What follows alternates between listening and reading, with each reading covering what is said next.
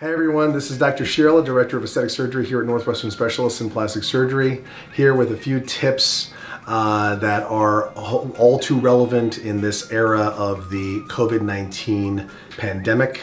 A lot of things going around about ways that we can limit our spread. We here have closed our offices to the general public to try to mitigate the spread in terms of social gatherings and so forth. Social distancing, of course, is in full effect in many cities as well as here in this office.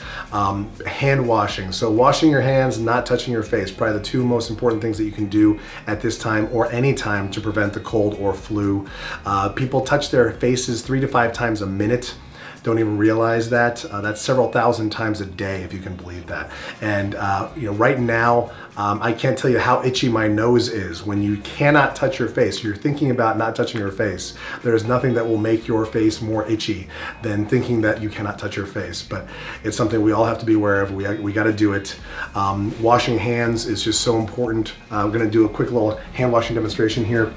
Here we've got the touchless sinks, which is nice, but getting the hands nice and wet.